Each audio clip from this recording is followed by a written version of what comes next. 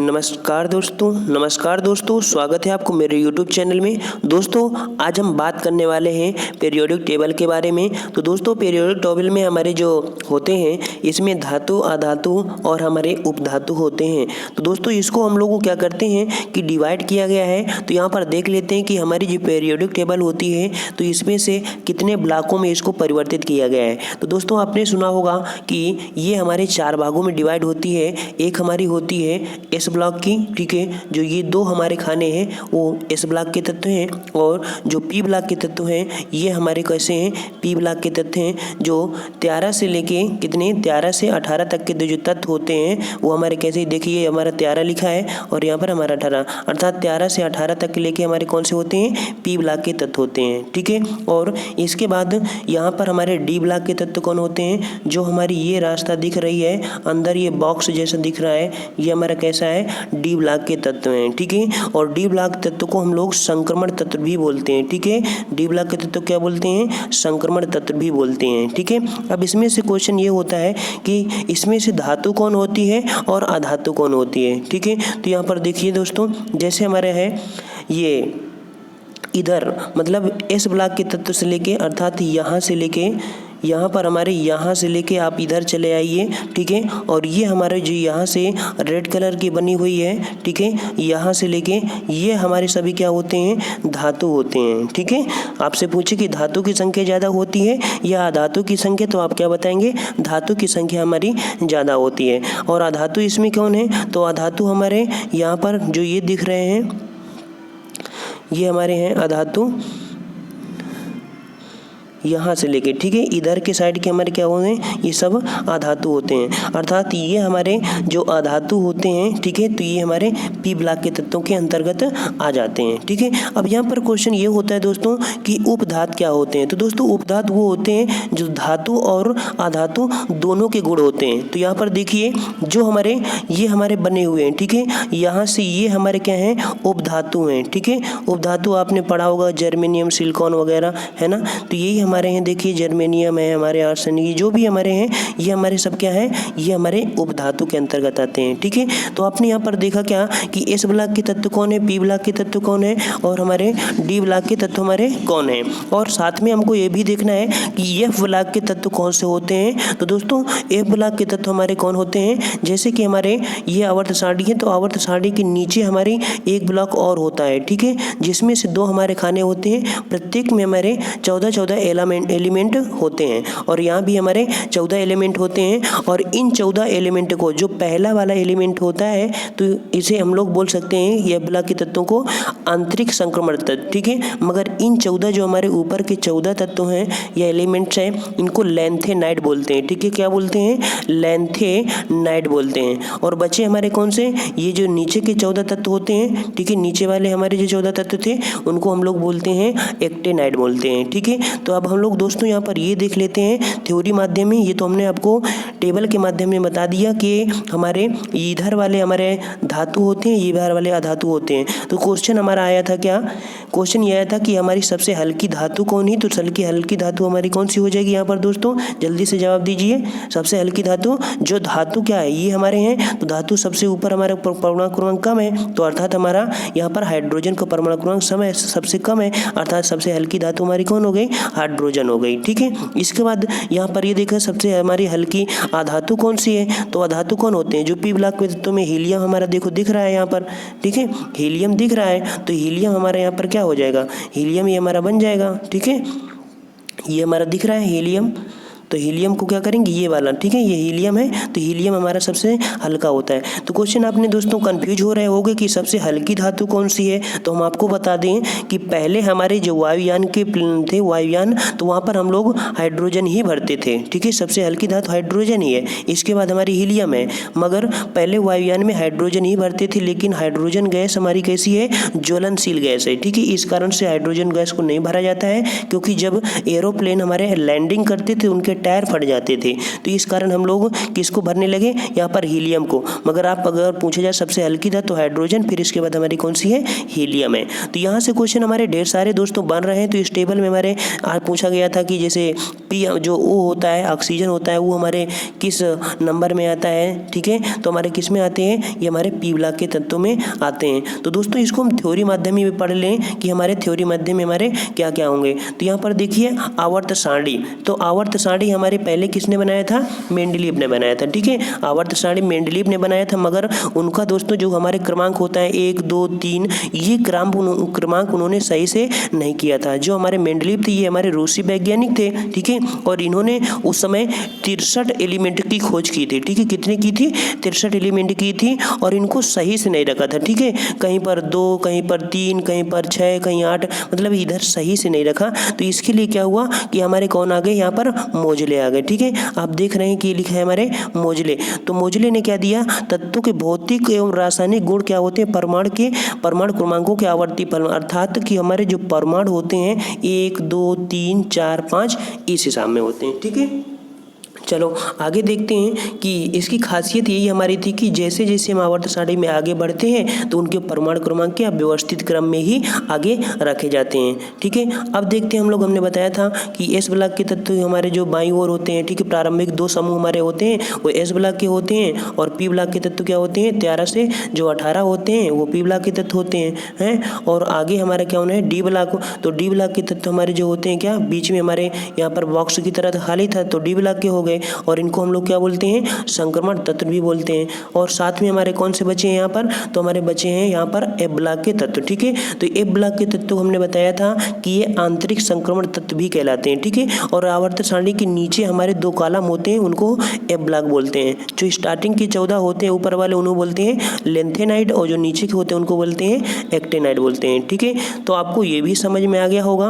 अब हम लोग जल्दी से बात करते हैं यहाँ पर कि कुछ क्वेश्चन हमारे कैसे पूछे जाते हैं। क्वेश्चन पूछा जाएगा आपसे कि जो त्रिज्या होती है, ठीक है, क्या होती है, हमारी त्रिज्या होती है। तो त्रिज्या की आवर्त सारणी में ऊपर से नीचे जाने पर क्या होती, घटती है या बढ़ती है। तो देख लीजिए यहाँ पर लिखा हुआ है साफ साफ कि परमाणु त्रिज्या हमारी, देखिए लिखा है कि किसी वर्ग में, ठीक है, किसी वर्ग में ऊपर से नीचे जाने पर, ठीक है, ऊपर से नीचे जाने पर क्या होती है, उसकी त्रिज्या में वृद्धि होती है। क्यों, क्योंकि उसके परमाणु क्रमांक में भी क्या हो जाती है, वृद्धि होती है। तो हम कह सकते हैं कि ऊपर से नीचे जाने पर उसकी त्रिज्या और परमाणु क्रमांक की वृद्धि होती है। और दूसरा हमारा क्या हुआ, यहाँ लिखा हुआ है क्या कि अगर बाएं से दाएं जाएं, ठीक है, आवर्त सारणी में अगर बाएं से दाएं जाते हैं तो क्या हो जाएगा, परमाणु त्रिज्या में कमी आ जाएगी, ठीक है। इसके बाद हम लोग आयनन विभव से कोई मतलब नहीं है, यहाँ पर हमको देखना है विद्युत ऋणात्मकता, ठीक है। तो विद्युत ऋणात्मकता से आपका क्वेश्चन आया भी था और पूछा भी गया है। तो बताते हैं हमारे विद्युत ऋणात्मकता क्या है कि जैसे किसी वर्ग में ऊपर से नीचे जाते हैं, ठीक है, ऊपर से अगर नीचे जा रहे हैं तो वहाँ पर परमाणुओं द्वारा क्या होता है, इलेक्ट्रॉन में आकर्षित करने की क्षमता घट जाती है, ठीक है, जिससे के कारण उसकी विद्युत ऋणात्मकता का मान क्या हो जाता है, घट जाता है, ठीक है। अब हमारा देखिए पॉइंट हमको इनको फॉलो करना है कि किसी आवर्त सारणी में बाएं से दाएं जाने पर, ठीक है, बाएं से दाएं जाने पर विद्युत ऋणात्मकता का मान क्या हो जाता है, बढ़ जाता है, ठीक है। तो आपसे क्वेश्चन ये पूछेगा कि सबसे ज्यादा सर्वाधिक विद्युत ऋणात्मक तत्व कौन है। तो सर्वाधिक विद्युत ऋणात्मक तत्व हमारा कौन हो जाएगा, यहाँ पर फ्लोरीन हो गया, ठीक है। तो आपसे पूछा भी गया था कि फ्लोरीन कैसा है, तो सर्वाधिक विद्युत ऋणात्मक तत्व हमारा कौन हो जाता है, यहाँ पर फ्लोरीन हो जाता है। चलिए नेक्स्ट बात करते हैं धात्विक लक्षण के। तो यहाँ पर धात्विक लक्षण क्या होता है, अगर हम बाईं से दाईं ओर जाते हैं, बाईं से दाईं ओर जाते हैं तो उनके धात्विक लक्षण क्या हो जाते हैं, घट जाते हैं, ठीक है। मगर समूह में अगर नीचे की ओर जाते हैं, ठीक है, नीचे की ओर जाते हैं तो धात्विक लक्षण क्या हो जाते हैं, बढ़ जाते हैं। दोस्तों इनको जो मेन पॉइंट है तो आप कॉपी में उनको नोट भी कर लेना, ठीक है, नोट डाउन कर लोगे तो हमेशा के लिए ये अच्छे रहेंगे। अब आपको यहाँ पर देखना है दोस्तों कि जो हमारा होता है ऑक्सीकरण और अपचयन, ठीक है। तो अगर दाईं ओर चलने पर, ठीक है, किसी आवर्त सारणी में अगर आप दाईं ओर चल रहे हैं, ठीक है, दाईं ओर चलेंगे तो ऑक्सीकरण का जो गुण होता है वो मान बढ़ता है, लेकिन अपचायक का मान क्या हो जाता है, घट जाता है, ठीक है। यह हमारा हो गया कहाँ का कि अगर दाएं से बाएं जाते हैं, मगर यही अगर आवर्त सारणी में ऊपर से नीचे जाएं, ठीक है, ऊपर से नीचे जाते हैं तो उल्टा हो जाती है, अर्थात आक्सीकरण गुण का मान घट जाता है और अपचायक का मान क्या हो जाता है वहाँ पर बढ़ जाता है। ठीक है, मतलब ये होता है कि नीचे की ओर जाने पर ऑक्साइडों की क्षारीय प्रवृत्ति बढ़ती जाती है तथा अम्लीय प्रवृत्ति घटती जाती है। यहाँ पर ये याद कर लेना। नेक्स्ट हम लोग बात करते हैं हाइड्रोजन से। तो दोस्तों हाइड्रोजन से क्वेश्चन हमारे बहुत बढ़ रहे हैं इस समय।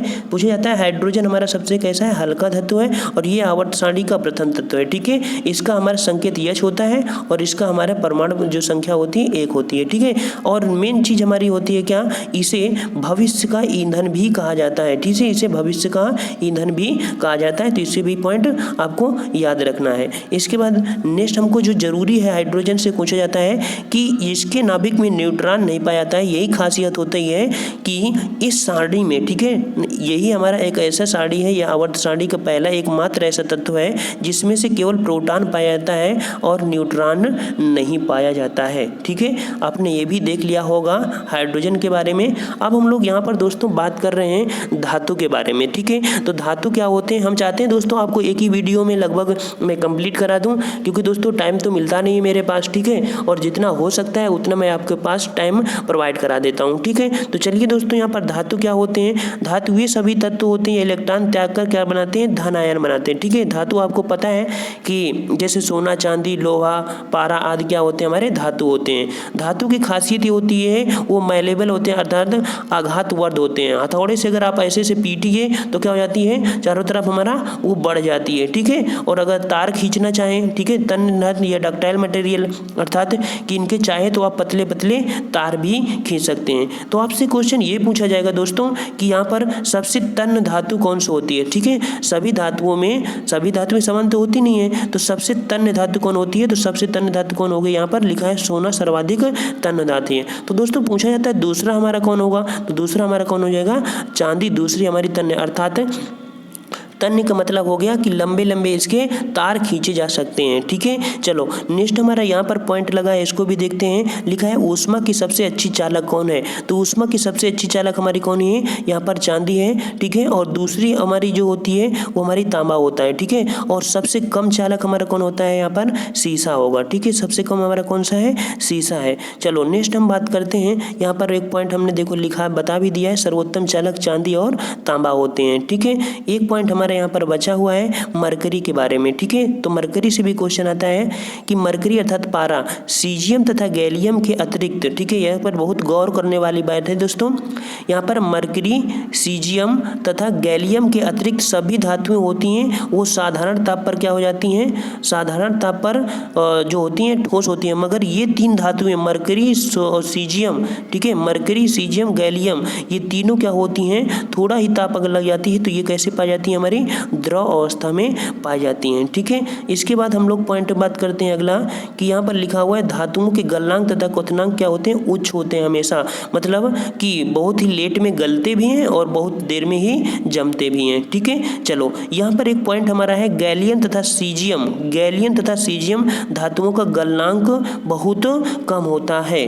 ठीक है, आगे देख लेते हैं हम लोग। यहाँ पर बहुत बार ये क्वेश्चन दोस्तों पूछा जाता है हमारा कि जो ओस्मियम होता है, ठीक है, सर्वाधिक भारी धातु कौन सी है, तो सर्वाधिक भारी धातु हमारी कौन है, ऑस्मियम है। ठीक है, OS इसका हमारा क्या होता है, संकेत होता है। ऑस्मियम हमारी सर्वाधिक क्या होती है, भारी धातु होती है। चलो आपको इतना हो गया। क्वेश्चन हमारा दोस्तों यहाँ से एक बार नहीं, कम से कम इस बार को रेलवे जो लोको पायलट उसमें काफ़ी क्वेश्चन पूछे गए हैं कि इसमें कौन सी धातु है जो मुलायम होती है, चाकू से काटी जाती है, तो उसके बारे में बात कर लेते हैं। वे धातुएं जो धातुएं सामान्यतः कठोर होती हैं, परंतु क्षारीय धातुएं जैसे लिथियम, सोडियम, पोटेशियम जो हमारे पहले वाले हमारे मतलब कि हमारे एस ब्लॉक में थे। ठीक है, तो उनमें क्षारीय धातुएं जैसे लिथियम, सोडियम और पोटेशियम, ये तीनों आपको याद रखना है दोस्तों। ठीक है, ये तीन है सोडियम, ठीक है, लिथियम, सोडियम और पोटेशियम, ये तीन हमारी ऐसी धातुएं होती हैं जो क्या होती हैं, इतनी मुलायम होती हैं कि इनको चाकू से भी काटा जाता है। तो क्वेश्चन पूछा गया था इनमें से कौन सी धातु है जो चाकू से काटी जाती है, तो सोडियम भी था हमारा, पोटेशियम,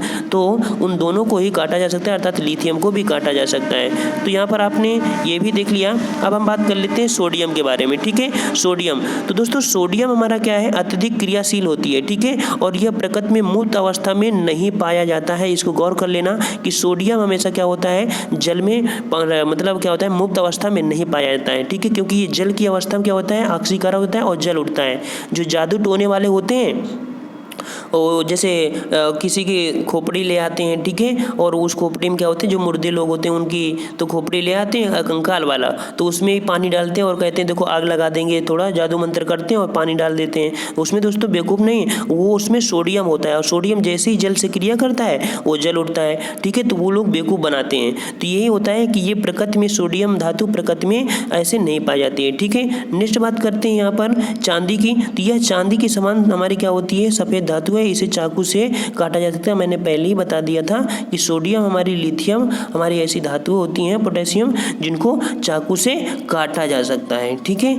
और इसके बाद मैग्नीशियम के लिए भी देख लीजिए। तो मैग्नीशियम भी ये चांदी की तरह उजली चमकीली होती है, ठीक है, और यह पौधों को हरा रंग प्रदान करने में करती है। मैंने आपको एक वीडियो बायोलॉजी में बताया था कि बायोलॉजी में जो था हमारा कि जैसे पेड़ पौधे होते हैं क्लोरोफिल लेते हैं, ठीक है, तो क्लोरोफिल में सर्वाधिक हमारा कौन सा तत्व होता है जो सर्वाधिक भाग लेता है, तो हमारा मैग्नीशियम ही उनकी पत्तियों में पाया जाता है, जिससे उनके क्लोरोफिल या हरित लौक में उनका प्रयोग करते हैं, ठीक है। इसके बाद यहाँ पर दोस्तों, यहाँ पर हमारा अगला पॉइंट ये होगा कि जैसे है मैग्नीशियम, तो मैग्नीशियम के हमारे अयस्क कौन कौन से हैं, ठीक है। मैग्नीशियम के हमारे अयस्क कौन कौन से देख लीजिए। मैग्नीशियम के हमारे जो अयस्क हैं, मैग्नेसाइड है, एम्पोसाइट है, डोलोमाइट है, कार्नेलाइट है और टेलखाइट है और एस्बेस्टास है। अर्थात ये आपको चारों हमको याद रखना है, मगर इसमें से ज़रूरी है अगर आपसे पूछे मैग्नीशियम का हमारा जो अयस्क होता है तो कौन है, तो आपको यहाँ पर इस बार पूछा गया था, कार्नेलाइट पूछा गया था,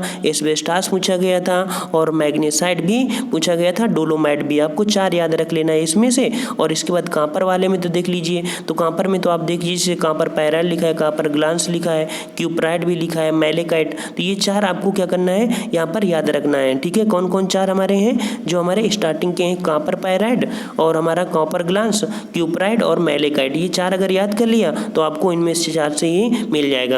अगला हमारा कौन सा है, सिल्वर का अयस्क। तो सिल्वर का अयस्क हमारा कौन सा है, सिल्वर ग्लांस होता है, ठीक है, या क्विक सिल्वर बोलते हैं, जैसे हमारा है argentite, Ruby silver, horn silver. तो आपको सिल्वर वाले तो बहुत ही जल्दी से याद हो जाएंगे, क्यों, क्योंकि यहाँ पर सभी में क्या है, सिल्वर ही सिल्वर दिखाई देख रहा है, ठीक है। तो सिल्वर के अयस्क में हमेशा सिल्वर लग के ही आता है। नेक्स्ट बात कर लेते हैं यहाँ पर जिंक की। तो जिंक में क्या दिया है, जिंक ब्लेंड, ठीक है, कैलेमाइन, ठीक है, विलेमाइट और जिंकाइट, ठीक है। तो 2 याद कर लेना, एक हमारी है जिंक ब्लेंड और एक हमारी जिंक लाइट, और बस इतना ही इसमें याद कर लेना। देखिए धातुओं के हमारे कुछ अयस्क है ना, तो जैसे हमारा सबसे ज़्यादा पूछे जाते हैं एल्युमिनियम के बारे में, ठीक है। तो एल्युमिनियम देखिए बॉक्साइट से प्राप्त किया जाता है। पूछा जाता है कि एल्युमिनियम का जो अयस्क होता है या एल्युमिनियम कैसे प्राप्त करते हैं, तो बॉक्साइट से करते हैं। और दोस्तों बॉक्साइट का सूत्र भी पूछा जाता है, ठीक है, Al2O3 × 2H2 होता है। तो एल्युमिनियम के हमारा बॉक्साइट, क्रायोलाइट, फेलस्फोर, कोरंडम, अब्रक और डायस्फोर। तो आपको यहाँ पर 4 याद रखना है, कौन कौन देख लीजिए फिर से, डायस्फोर, अब्रक, कोरंडम, फेलस्फोर और एक बॉक्साइट, एक क्रायोलाइट, ठीक है। तो हमेशा एल्युमिनियम के पूछे ही जाते हैं। और टिन का एक याद हमारा है, तो टिन को भी देख लीजिए भाई, टिन का हमारा क्या है, कैस्टेराइट, ठीक है, इसको भी याद रखना, कैस्टेराइट या टिन स्टोन को जाना जाता है। इसके बाद आगे देख लेते हैं दोस्तों। चलिए नेक्स्ट बात करते हैं दोस्तों यहाँ पर लोहा की, ठीक है। किसकी बात करेंगे, लोहे की। तो लोहे के अयस्क कौन कौन से होते हैं, बस थोड़ा दोस्तों बचा है बस। तो हमारे देखिए मतलब क्या है कि थोड़ा ही इस वीडियो में देख लीजिए तो काफ़ी आपका वीडियो हो जाएगा। अब टाइम मिलेगा या नहीं मिले, किसी का अगर कल पेपर है तो क्या होगा। तो यहाँ पर देख लेते हैं भाई लोहा। तो लोहा का हमारा देखो haematite, magnetite, limonite, iron pyrite और हमारा ये होता है, ठीक है। तो यहाँ पर आपको देखो सब में क्या लगेगा, हेमेटाइट मिलेगा। देखो हेमेटाइट मिल रहा है इसमें, टाइट, हेमेटाइट, मैग्नेटाइट, लिमोनाइट, ठीक है। तो ये हमारे सभी के हैं लोहे के अयस्क हैं, ठीक है। एक हमारा बहुत ही महत्वपूर्ण होता है, लेड का पूछा जाता है इस समय। तो पूछा जाता है गैलेना किसका अयस्क है, तो गैलेना अर्थात हमारा किसका है, लेड का है, ठीक है। और साथ में हमारा कौन सा यहाँ पर है, यहीं पर याद रख लेना, कौन सा गैलेना हमको यहाँ पर याद रख लेना, ठीक है। और सोडियम का हमारा देख लीजिए भाई, सोडियम का भी, तो सोडियम का कौन सा है, साधारण लवण, ठीक है, रॉक सॉल्ट बोलते हैं या चिली साल्ट, ठीक है, चिली साल्ट पीटर और साधारण लवण, ये दो हमारे हैं सोडियम के, हमारे जो जरूरी पूछे जाते हैं। एक बोरेक्स अर्थात सुहागा होता है और सोडा एस, ठीक है। तो आपको इसमें से कौन कौन याद लिखना है हम बता दे रहे हैं आपको। तो यहाँ पर है चिली साल्ट, ठीक है, और हमारा बोरेक्स हमारा दो है, तो सोडियम के एस का याद कर लेना। इसके बाद अगला हमारा कौन सा है, पोटेशियम के, तो पोटेशियम का सिल्वाइन कर लेना भाई, दो है तो इनको कॉपी में नोट कर लेना, 2-3 बार रिवीजन करना, सब क्या हो जाएंगे, कंप्लीट हो जाएंगे। यहाँ पर कैल्शियम के हैं तो जिप्सम, ठीक है, कैल्शियम हमारा जिप्सम हो गया, लाइमस्टोन हो गया, फास्फोरस और फेलोस्पोर, ये भी आपको 4 को याद ही कर लेना, ठीक है। बस इसके बाद हमारा कौन सा है, यहाँ पर है मरकरी, तो मरकरी का भाव याद कर लेना क्योंकि एक ही है और बहुत बार आता है। तो मरकरी का होता है सिनेबार अर्थात HGS, हिंदी में GS, हिंदी में GS पढ़ाइए। तो मरकरी है ना, तो मरकरी का हमारा जो एस का वो कौन है, सिनेबार है, ठीक है। और एक लास्ट बचा है दोस्तों, यह हमारा है पायरोल्यूसाइड, ठीक है, मैग्नीशियम का है पायरोस्यूलाइट। तो इसको भी आपको क्या करना है, कॉपी में एक बार नोट डाउन कर लेना और इन्हीं को बार बार रिवीजन करना दोस्तों, यहीं से ही क्वेश्चन आपको बनते हैं। और लोको पायलट में इस बार आप देख भी रहे होंगे कि लगभग हमारे जो भी क्वेश्चन बन रहे हैं, ठीक है, कहाँ से बन रहे हैं, इसी हमारे जो पीरियोडिक टेबल थी ना, तो इस टेबल को आपको क्या करना है अच्छे से, ठीक है, इस टेबल को आपको अच्छे से लर्न कर लेना है कि ये हमारे धातु होते हैं, ये अधातु, ये उपधातु होते हैं, और इधर के साइड हमारे क्या होते हैं, ये अधातु होते हैं, ठीक है। तो इनको अच्छे से आपको देख लेना है और बस इसी वीडियो को आपने देख लिया है और अच्छे से लर्न कर लिया है तो लगभग आपके क्वेश्चन केमिस्ट्री के यहीं से मिल जाएंगे, ठीक है। कुछ हमारे क्वेश्चन है जैसे सूत्रों से संबंधित है, अगर ये वीडियो आपको अच्छा लगता है तो आप कमेंट कर दीजिएगा, तो हम दूसरा वीडियो भी बहुत जल्दी आपको ले आएंगे, ठीक है। तो दोस्तों मिलते हैं हम लोग नेक्स्ट वीडियो में, तब तक के लिए धन्यवाद। और दोस्तों अगर आप पहली बार मेरी यूट्यूब चैनल से जुड़े हुए हो तो लाइक भी कर दीजिए और साथ में सब्सक्राइब भी कर दीजिए, ठीक है, ताकि जैसे ही मैं वीडियो अपलोड करूं तो आपको तुरंत नोटिफिकेशन प्राप्त हो जाए, क्योंकि मैं ऐसे वीडियो ढेर सारे लाता रहता हूं। और मैं अपने यूट्यूब चैनल में जीके ट्रिक हिंदी और हमारी है रीजनिंग आज संबंधी चीज़ों के मैं बोर्ड में, ब्लैक बोर्ड में पढ़ाता हूँ, ठीक है, व्हाइट बोर्ड में पढ़ाता हूँ और साथ में प्रैक्टिस सेट भी कराता हूँ, ठीक है। तो वीडियो अच्छा लगे तो लाइक ज़रूर कर देना। धन्यवाद दोस्तों, मिलते हैं नेक्स्ट वीडियो में, तब तक के लिए जय हिंद।